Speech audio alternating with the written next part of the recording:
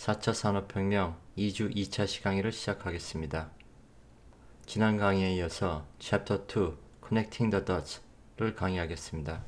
100년 전만 해도 일반 가정집에서 토스터를 사기가 어려웠습니다. 자동차를 사기는 더 어려웠고 노동 환경은 상당히 열악했습니다. 세계에서 가장 부유한 사람도 TV, 비행기 티켓, 항생제를 살 수 없었습니다. 오늘날 이 모든 것들은 선진국에서는 평균 소득을 가진 사람들은 누구나 쉽게 구할 수 있습니다. 이러한 제품과 서비스의 금전적 가치를 산출하기란 어렵습니다.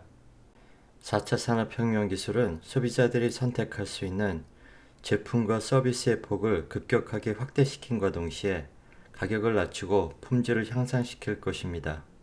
아마도 4차 산업혁명과 관련한 가장 큰 우려는 가치가 균등하게 공유되지 않아 불평등이 증가함으로써 사회적 결속력이 약해질 것이라는 점입니다. 4차 산업혁명 시대의 불평등을 악화시킬 수 있는 요소는 바로 독점입니다. 구글은 검색 엔진 시장에서 90% 점유율을 자랑하고 페이스북은 모바일 소셜 트래픽의 77%, 아마존은 전자책 시장의 75%를 차지합니다. 미래에는 스스로 학습하는 알고리즘이 서로 담합하여 불법 행위가 절대로 드러나지 않는 방식으로 가격을 올리는 것도 가능합니다. 초지능으로 진화할 수 있다면 선점자 효과로 수많은 시장을 지배하며 독점은 더욱더 가속화될 것입니다. 4차 산업혁명 기술의 발전이 잠재적인 불평등으로 이어질 수 있다는 사실에 불편함을 느끼는 사람들이 많습니다. 하지만 4차 산업혁명 기술이 창출하는 많은 기회들을 보면 어떤 형태로든 분산화를 제공한다는 사실 또한 기억해야 됩니다. 예를 들어 블록체인은 투명한 익명 거래를 가능하게 하는 분산화된 플랫폼으로 가능할 수 있으며 3D 프린팅은 장기적으로 제조업을 대중화할 수 있습니다. 심지어 유전자 교정을 가능하게 하는 생명공학은 이제 적절한 가격으로 대중화되는 추세입니다. 이런 맥락에서 대중화란 세계적인 규모로 디지털 인프라가 확산되고 지식이 공유되면서 기술이 모든 사람들에게 접근 가능해진다는 것을 의미합니다. 이런 의미의 대중화가 기술을 사용하고 경제와 사회에서 기술의 역할을 정하는 의사결정의 대중화와 동일하게 이루어질지는 지켜봐야 됩니다. 4차 산업혁명이 고용에 미칠 잠재적 영향에 대해 많은 사람들이 우려하고 있습니다. 여러 분야의 많은 일자리에 자동화가 이루어지고 있습니다. 이는 이전 산업혁명으로 대치되는 것보다 규모가 훨씬 큽니다. 그리고 4차 산업혁명의 빠른 성장 속도는 일자리 소멸이 더 빠르게 진행될 수 있음을 의미합니다. 한편 오늘날 최첨단 기술 산업에서 일자리가 만들어지는 속도는 지난 수십 년 동안 일자리가 만들어진 속도보다 느립니다. 새로운 산업에서 만들어지는 일자리는 기술에 대한 전문성과 인지적 능력을 요구함에 따라 저숙련 노동자들은 더욱 커다란 어려움에 봉착합니다. 선진국에서 대부분의 새로운 일자리는 비정규직, 파트타임, 임시직 또는 긱 이코노미의 일자리로 정규직 노동자들이 받는 법적 보호와 각종 편익을 누리지 못합니다. 4차 산업혁명 시대에 우리는 사회보장제도와 자금 이전에 대해서 다시 한번 생각해 봐야 됩니다. 대부분의 국가에서 정부 지출과 사회복지 프로그램을 통해 이루어지는 자금 이전이 시장 임금의 분배 구조를 변화시키는데 매우 중요한 역할을 합니다. 스웨덴은 다른 나라보다 구조적으로는 더 불평등하지만 세금과 자금 이전 이후 스웨덴의 진위기 수는 다른 국가들보다 낮습니다. 현재 샌프란시스코에서 실험 중인 것으로 알려진 로버스에 기반한 기본소득과 같은 다양한 옵션이 제한되고 있습니다. 경제적 불평등에 끼치는 잠재적 영향력 외에도 4차 산업혁명 기술은 다양한 분야에서 심각한 부정적 외부 효과를 만들어낼 수 있습니다. 4차 산업혁명 기술은 생물무기, 바이오웨폰을 포함한 대량 살상 무기를 만들 수 있는 능력을 대중화할 수 있습니다. 신소재, 예를 들어 나노기술은 환경이나 인간의 건강에 악영향을 끼칠 수 있습니다. 하지만 이러한 문제들은 널리 사용되기 전까지는 이해하거나 알기 어렵습니다. 지구공학을 통해 기후변화를 해결하려는 시도는 생태계에 돌이킬 수 없는 손상을 가져와서 예기치 않은 결과를 가져올 수도 있습니다. 블랙박스 인공지능의 광범위한 도입은 경제 시스템을 보다 취약하고 불안정하게 만들면서 의사결정의 책임 소재를 불분명하게 만들 수 있습니다. 신경기술의 발전은 사람들이 링크를 클릭하거나 물건을 구매하거나 또는 행동을 할 수 있게끔 조종하는 능력으로 이어지면서 인간의 자유를 침해할 수 있습니다.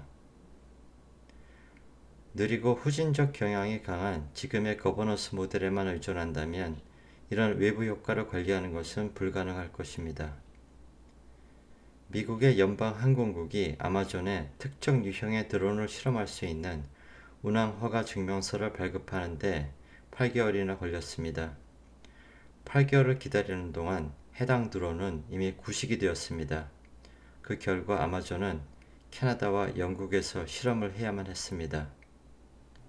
규제, 기본, 표준뿐 아니라 거버넌스에 대해 새로운 접근 방식이 필요한 때입니다. 새로운 접근 방식은 공공의 이익과 인간의 욕구를 충족시킬 수 있는 방식으로 기술을 통제할 수 있어야 합니다. 궁극적으로는 우리 인류가 진정한 의미로 세계 문명의 한 부분이라고 느낄 수 있게 해줘야 합니다. 우리는 기술과 관련하여 인간의 욕구가 무엇인지, 긍정적 인간의 가치가 세계를 바꾸는 기술 변화에 어떻게 통합되고 협력할 수 있는지를 파악하고 해결해야 합니다. 다음은 아마존 딜리버리 서비스가 드론과 AI라는 테크놀로지들을 이용해서 어떻게 이커머스 분야에서 고객 가치를 제공하는지 보도록 하겠습니다.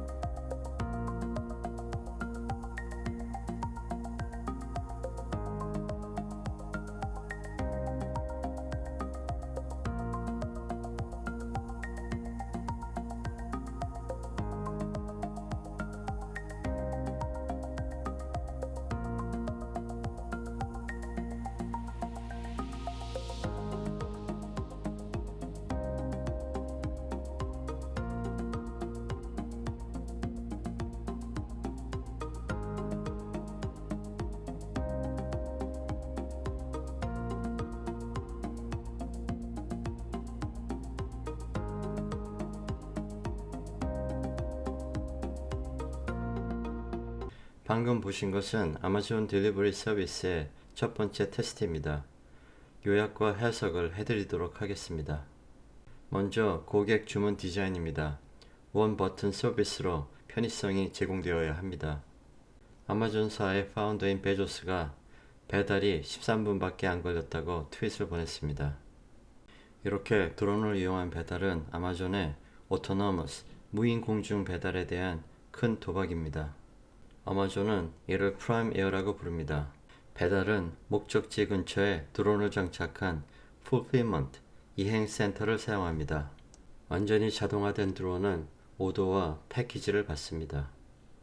이때 사람의 역할은 단지 확인하는 것이기 때문에 예전보다 수십 수백 분의 인력밖에 필요하지 않습니다. 자동화된 트랙을 따라 배달된 물건이 드론에게 전해집니다. 이때 중요한 것은 인공지능이 어느 물건을 어떤 드론이 어떤 경로를 통해서 갈 건지에 대해서 가능한 최적의 방법을 찾기 위해 노력한다는 것입니다.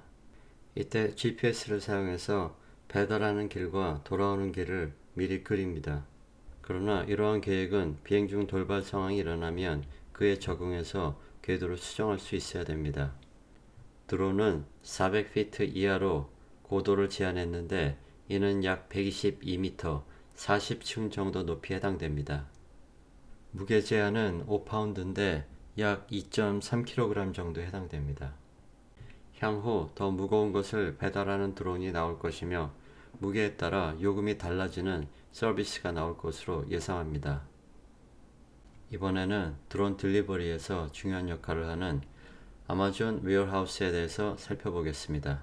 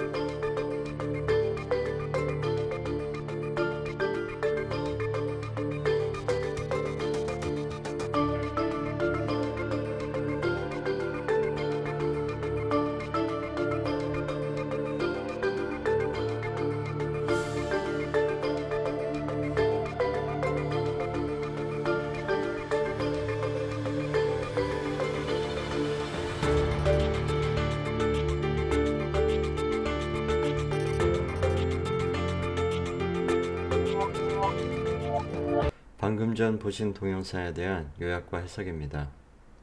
아마존 풀필먼트 센터는 1.1 밀리언 스퀘어피트인데 축구장 한 14개 정도 크기가 됩니다. 컨베이어 벨트로 수백만 개 패키지를 바쁘게 보내고 있습니다. 어떤 날은 아마존 전체에서 5,100만 개를 쇼핑합니다. 많은 이행센터는 빨간색의 키바 로봇을 사용합니다. 키바는 자율적으로 움직이는 로봇인데 300kg이 넘는 저장 선반 밑으로 들어가 운반합니다.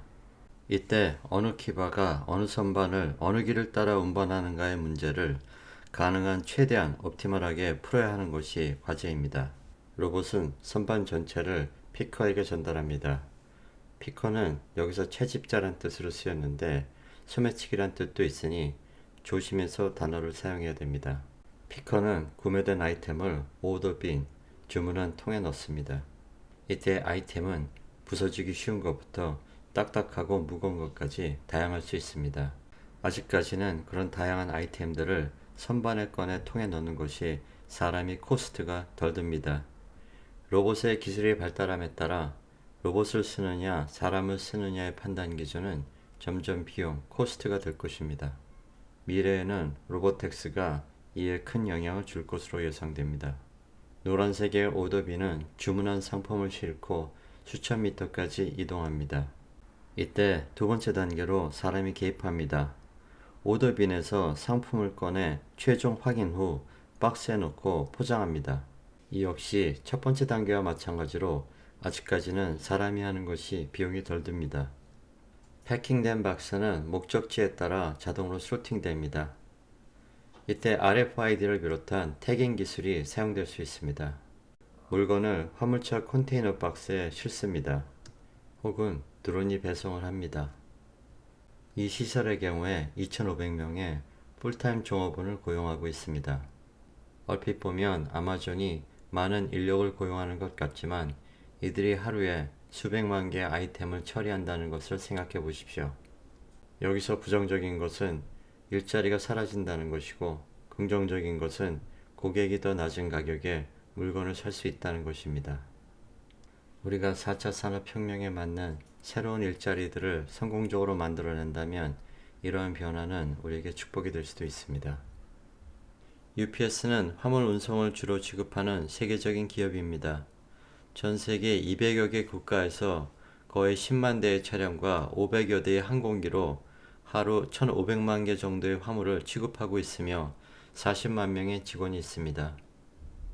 UPS는 아마존의 도전에 맞서 차별화 전략을 찾았고 헬스케어 분야에서 드론 배달 서비스를 첫 사업 분야로 선택했습니다.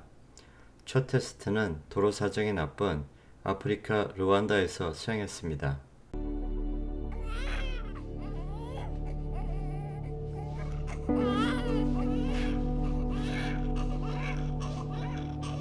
Je m'appelle Dr Duxengue Jean-Pierre. Je suis le chef des services de néonatologie.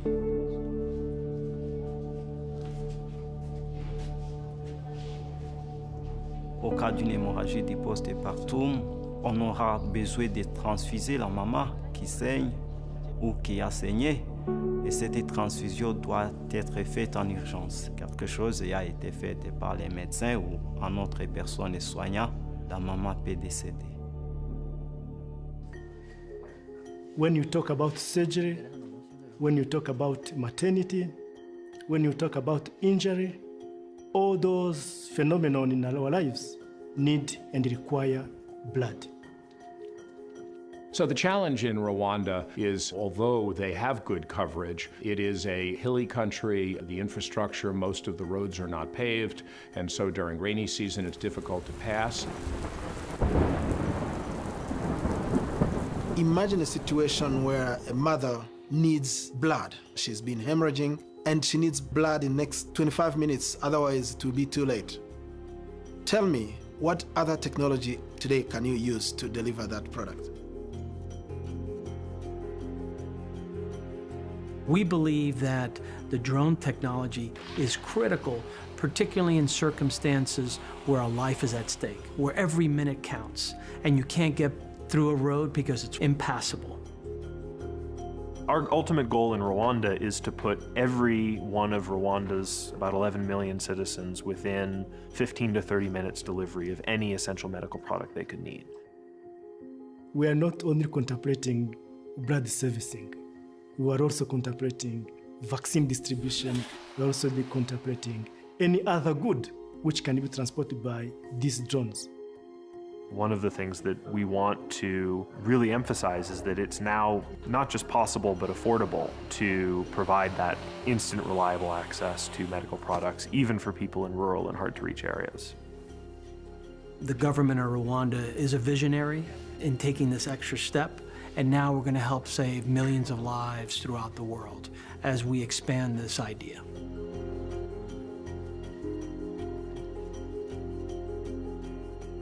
UPS는 드론에 대한 법과 제도가 까다롭지 않은 루안다에서 헬스케어 서비스 경험을 쌓은 뒤 이제 선진국에서 배달 서비스를 시작합니다.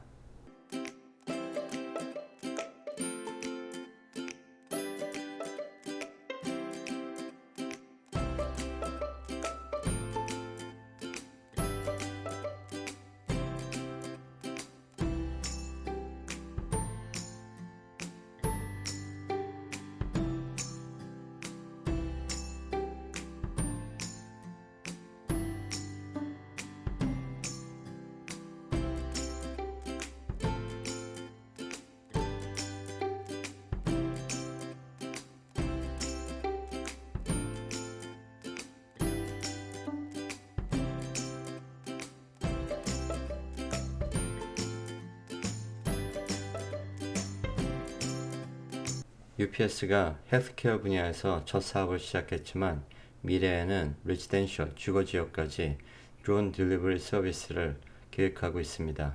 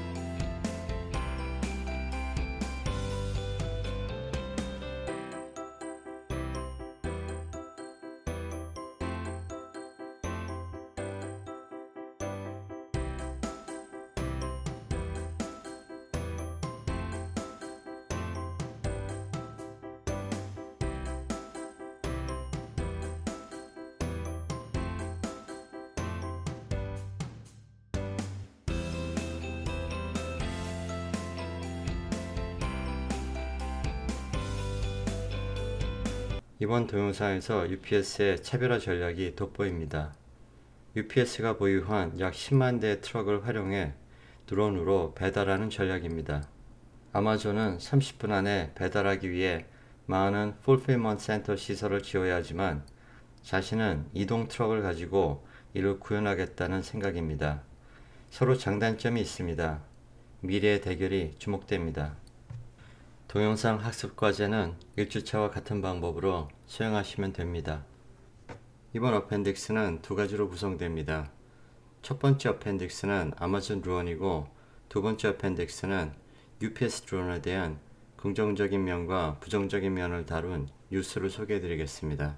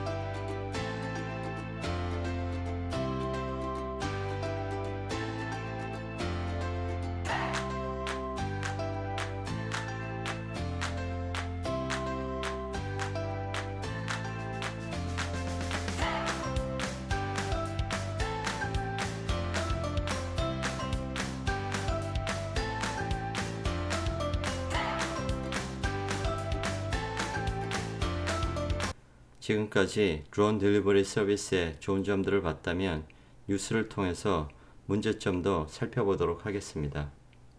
Their big reveal didn't go exactly as planned. Fox 13's consumer reporter Surbani Banerjee got an inside look at this new technology. Is this a glimpse of the future? UPS is trying to see whether drones can successfully launch from their delivery trucks and redock. And that's the drone beeping The right drone above is us. above, and it is through a hatch in the top of the truck. And the driver simply loads the package into this cage. The truck was Company execs show us the software It's all autonomous. and launch the test flight over this Florida farmland.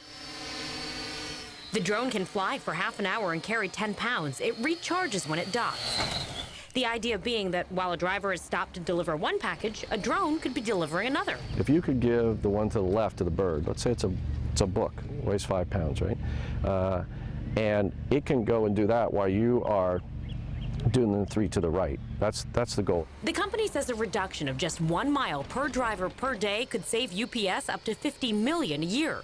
But will it save customers money? None of that's been determined at this point in time. At this point, it's all hypothetical anyway. Government regulators require drones to remain in line of sight as they work with industry reps to come up with safety standards. How do I ensure that I can ensure that when this drone flies over your house or over your kids or anything else, that there's rules in place to ensure that it's going to minimize risk? And many of the risks are still unknown. While the planned demo worked great, look at what happens during an extra photo op launch.